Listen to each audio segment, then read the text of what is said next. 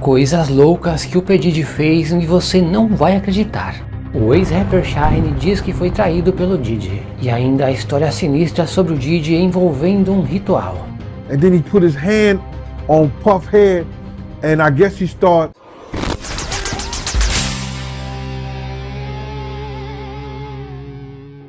Eita lasqueira, fala galera, bem-vindos a mais um vídeo. Eu fiz esse vídeo a pedido dos inscritos. Eles me pediram para mostrar as coisas mais loucas que o Diddy fez. Coisas que vão surpreender muita gente. Eu separei coisas aqui que eu acredito que são coisas muito bizarras que o Diddy fez. A primeira é que o Diddy se safou de um julgamento, supostamente, quando se encontrou com um homem misterioso na rua que fez um tipo de feitiço nele com fumaça. Eu vou contar essa história e depois o próprio segurança que estava presente nesse dia vai contar com detalhes. Esse que vocês estão vendo é um rapper chamado Shyne. Para eu contar essa história eu tenho que começar por ele. Por quê? Ele e o Diddy estavam fazendo um show dentro de um clube, uma casa noturna. Houve um desentendimento ali com algumas pessoas que estavam lá e o Diddy e o Shyne acabaram sacando uma.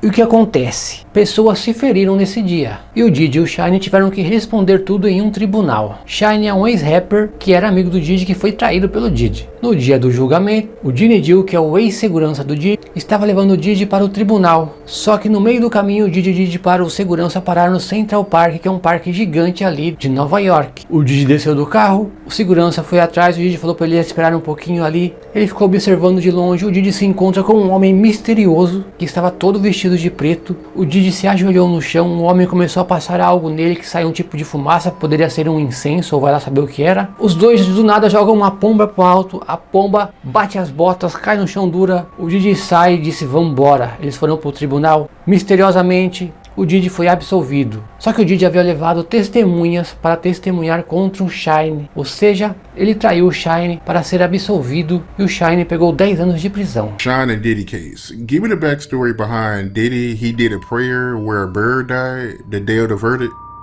Well, first of all, the Shyne documentary, it was kind of emotional for me, bro, doing it. Because they brought up Wolf's mother, right? Wolf's mother has always been an intricate part of helping Shyne through his prison system, right? So when we were on our way to court, I knew that they were setting Shyne up to take the fall. When Shyne decided to get his own lawyers, I knew that they was going to set Shyne up to take the fall, which by right, he should have took the fall. But they shouldn't have helped by giving the prosecution witnesses to testify against Shyne. See, these cats want to act like they didn't know that Puff was helping witnesses with jobs. They was getting witnesses with the street team and certain people in the security, bringing it and giving it to the prosecutor. These guys in the industry want to act like that they didn't know that Puff helped send Shyne to jail. Because the prosecution didn't have enough evidence. You understand? They did not have enough evidence. And the evidence they had probably would have sent all three of them to jail, because all three of them, Anthony Wolf Jones, Sean John Combs, and was Shine Barrows, what's his first name? Whatever Barrows. They all had the same charge. They all had the same charge, bruh. But when those people from the street team to the security brought the people who said that they saw Shyne shoot, who they said there was a witness against Shyne, that helped free Wolf and Puff from any charges and any wrongdoing. You hear me? That helped free Wolf and Puff from any wrongdoing. So now, before we get to the courts, me and Puff stops in the Central Park and we walk towards the boathouse. And I'm wondering where we going, bro. You know what I'm saying? We're in the park. I'm wondering where we going.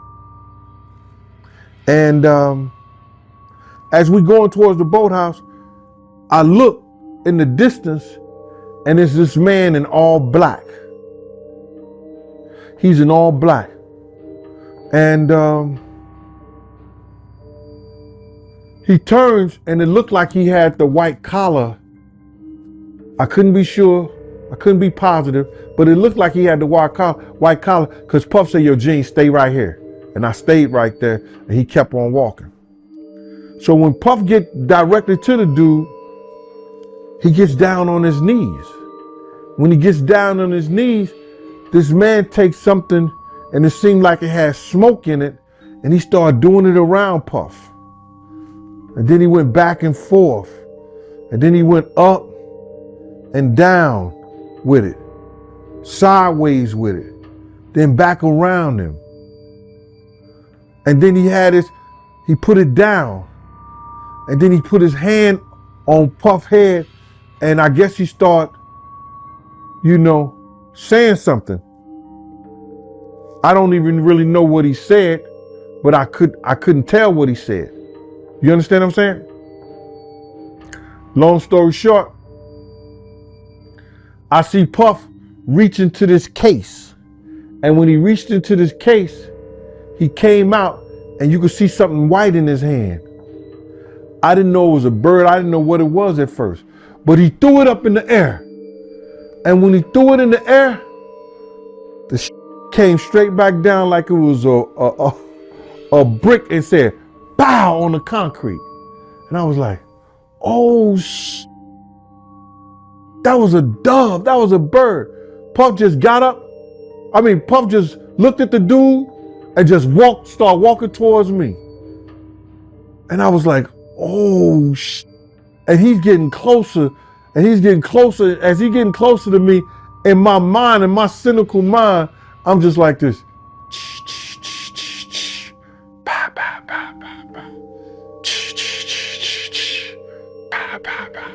I'm thinking about Jason. I'm thinking about Damien and all that shit like that.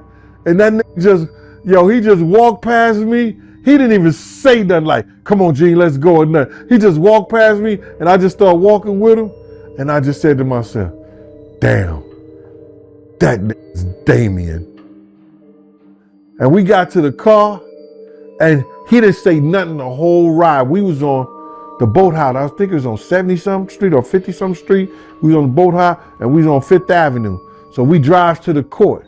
And before we got to the court, I said, my man, you need some real prayer, bro.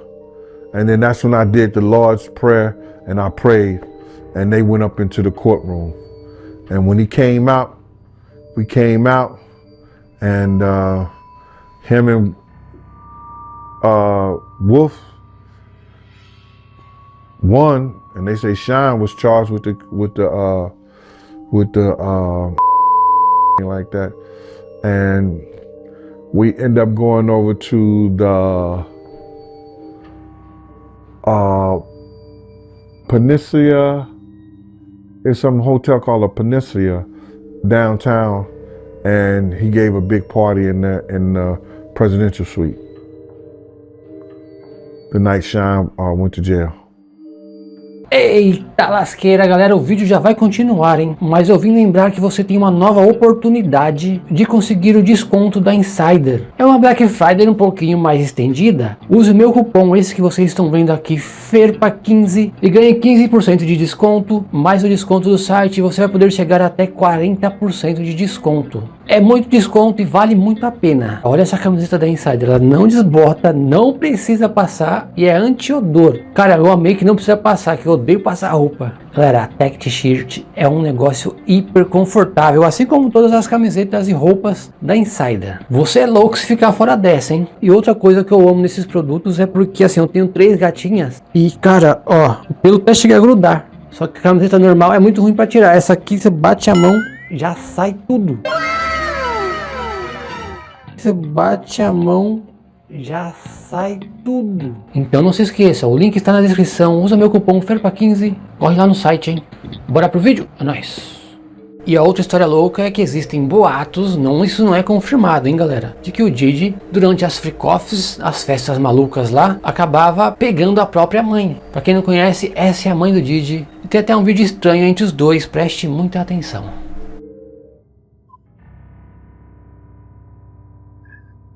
Yeah, my mom's good.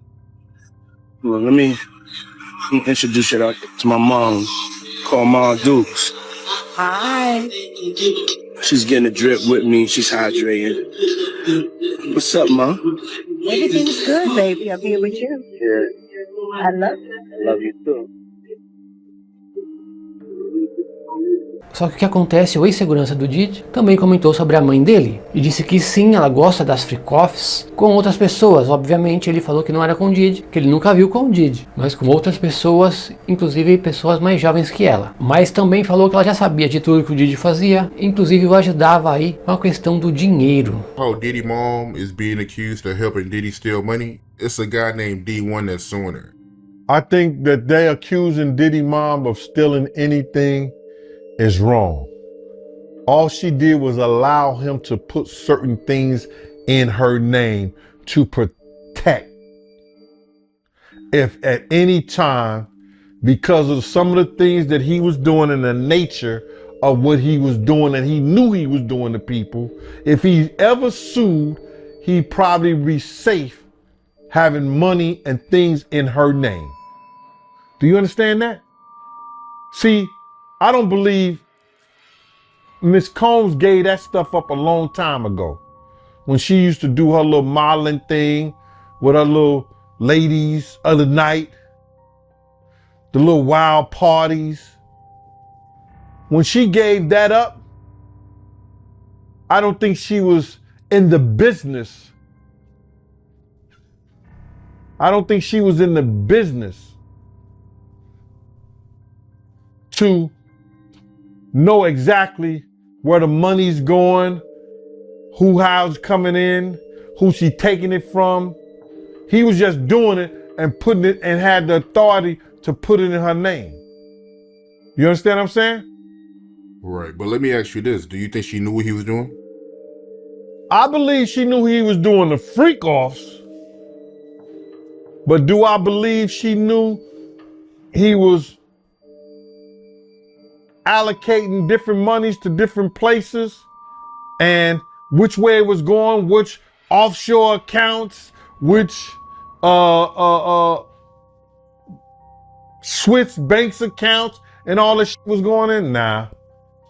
I think she just was enjoying the fruits of the labor. But why you believe she knew about the freak-offs? Because one of the witnesses said she was there. And do you remember this, bro? Check it out. People tell off on themselves so much, man, and I don't understand when people don't catch it. Diddy has said this. He said, when I give a party, I have to have an ambulance outside of the house. Paramedics ready.